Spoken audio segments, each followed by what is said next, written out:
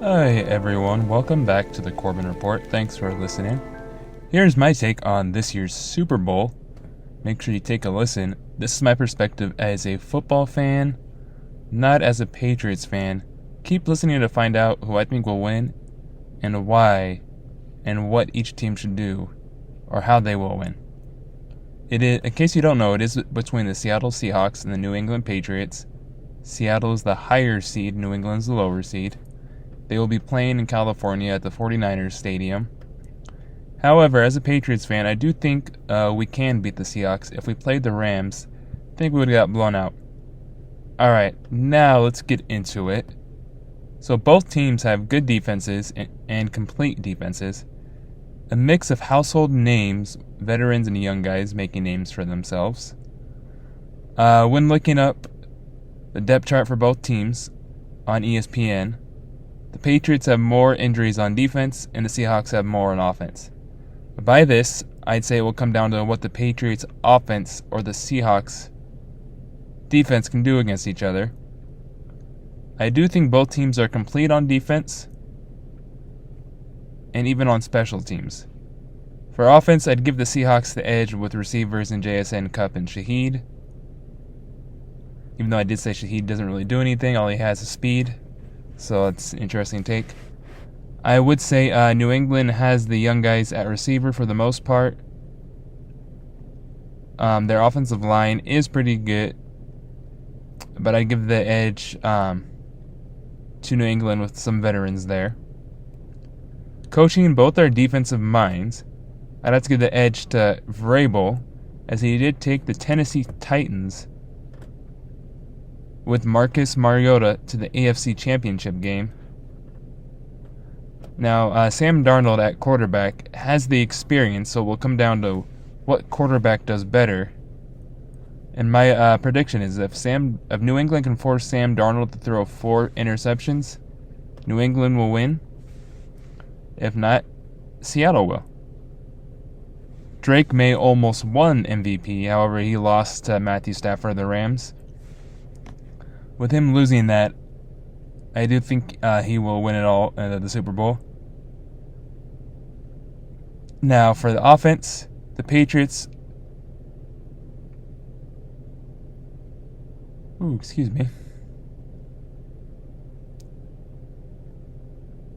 We're better in the standings than the Seahawks by 5. So at 3 and the Seahawks at 8. And Seattle is better on defense, ranked at 6, while New England is at 8. And this is according to team standings, total yards, points on ESPN. Yes, everyone says New England had the easy schedule this year, and I agree. However, in the playoffs, they did beat teams that were better than them and were top defenses like the Texans, Broncos, and Chargers. If you look at that same chart I looked at, I believe, if I'm not mistaken, I have to double check. I believe they're in the top 5 there in defense, so above the Patriots. For Seattle on defense, they allowed 4,885 yards all season. Their pass defense isn't their strong suit, even though their defense is. They allowed 3,297 pass yards on defense with 193.9 yards per game, while their run defense allowed a total of 2,563 yards all season for an average of 91.9 yards per game and 290 points and 17.2 points per game. So 91 yards per game on average. That's a pretty good low amount to stop the run right there. And with New England, with the Patriots, they did allow more, so 5,019 total yards and 295.2 yards per game. Their pass defense is not as strong as their run defense, but they did allow less yards than Seattle at 3,290 and an average of 193.5 yards per game. Then for rushing, they allowed 1,729 total yards and 101.7 yards per game. They did allow 320 points and an average of 18.8 points per game. So as you can see, their defenses are pretty solid, especially their run defense. And it looks like New England has the pass defense on lock there, which does make sense, and I would agree. And then this is coming from my Patriots perspective. I do think Christian Gonzalez is one of the better corner safeties, defensive players on both teams, and he's in his very young career. Now on offense, the Patriots had more yards than Seattle at 6,449 with 379.4 yards per game. Their pass game is much stronger than their rush game. They had 4,258 total passing yards with 250.5 yards per game. And the rushing is weaker, but don't let that fool you, because when they get going, they get going. They rushed for 2,191 yards total per game and 128.9 yards per game. They did score 490 points all season, averaging 28.8, which is actually more than the Seahawks. The two offenses in front of New England were the Cowboys, who didn't make the playoffs, and the Rams, who just lost to Seattle to go to the Super Bowl. Now for Seattle on offense, they had a total yards of 5,973, averaging 351.4 per game. They do have a strong passing attack as well. And let's not forget, both teams have tight ends. New England has Hunter Henry, and I believe they still have Austin Hooper. And then with Seattle, they had the younger tight ends in Elijah Arroyo and A.J. Barner. So pretty strong there as well. So both teams can run the ball, both can pass. They just have a complete team all around. They can play two tight ends and run the ball, or have two tight ends, one block on the line while one runs the route with the receivers and the running back. Mix it up and everything. And that does help, I believe. And for Seattle, their rush yards don't look all that great, but like New England, when they go off, they go off. This is why I feel like this matchup for the Super Bowl is pretty even. I don't know if it will be a defensive game or a high-scoring game. I did tell people this would be a boring Super Bowl, and yes, I am a fan of New England, if you haven't got that yet. I don't know if it, like I mentioned, I don't know if it will be a defensive game or high-scoring game. Looking at the stats, it either can be a defensive battle, as both their defenses are pretty strong, or a high-flying affair. So I don't think there'll be any middle ground. It depends if the offense or defense shows up.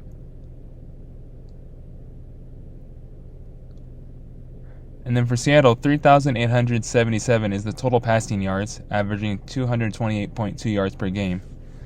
And then for them rushing, they had 2,096 yards and 123.3 per game.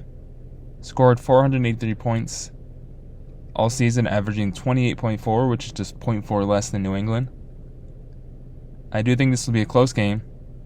I did say Seattle had the offensive edge and the defense is even, but after looking at the stats, based on the stats, Seattle has the defensive edge, and New England has the offensive edge, which that one is pretty interesting. If it is a high-scoring game, I think it will come down to a game-winning field goal and what offensive line can protect their quarterback. So now on to the common opponents Seattle and New England both played. They each played five of the same teams. They both played the Steelers. So Seattle beat the Steelers by 2 touchdowns, 31-17. That was on the road. While New England lost to Pittsburgh at home by a touchdown, 21-14. Then when you go to the Saints, Seattle destroyed them in Seattle, while New England barely beat New Orleans on the road, 25-19, and Seattle won 44-13. Now with Tampa, Seattle lost to them at home 38-35 on a last-minute field goal, while New England beat Tampa 28-23 in Tampa. With the Titans, the Patriots beat them 31-13 on the road, and the Seattle Seahawks struggled to beat them 30-24 on the road. Now, this team they both played was a playoff team. They both destroyed this team and both won. Seattle beat the Panthers on the road 27-10, winning by 17, only allowing 10 points. Just goes to show you their defense. While New England routed them 42-13, winning by 29 points at home. So it goes to show you, if you go based off offensive, defense, and total yards, New England put up the points there. They did allow 3 more than Seattle did, and it shows you Seattle's defense allowed less. So what does this tell us, or well, at least me, with their common opponents? Both teams can win on the road, whether it's, let's just say, I quote unquote, easy or a grind out game. And like I said, the team they both blew out was the Panthers, and this team was a playoff team who lost to the Rams, who lost to Seattle.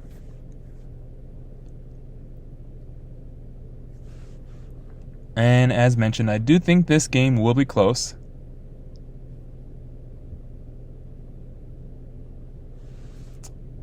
So, can New England beat Seattle or Seattle beat New England? We'll have to see. Will Drake May's loss of MVP help him fire him up and propel him and this team to victory? Or will Darnold get his ring? Now, for those that don't watch the Super Bowl for the sports, they always have commercials. And to me, the last few years, when I did watch them, I haven't watched them completely, so I can't say the last few years if they were good or not. But when I did watch them, they weren't that good. So, let's just hope they are good this year.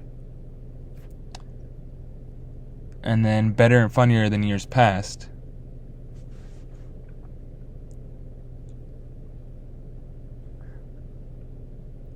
And then,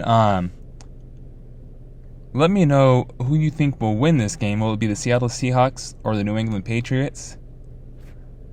As mentioned, I do think it will come down to which quarterback does better and which O-line can protect their quarterback. So, comment below. Leave comments on the Spotify app. See what happens. Also, stay tuned for an episode on my reactions to the NBA trade deadline moves. Some crazy moves to me. The Charlotte Hornets are looking good. Who thought I would have said that? The Celtics get their big man. They might still be a playoff team. They might be holding on. They were holding on, made a move. Now it looks like they might make it. Don't know how far they go. But the Clippers lost their big man, so are the Clippers being dumb, and are they back to being the little brother of LA?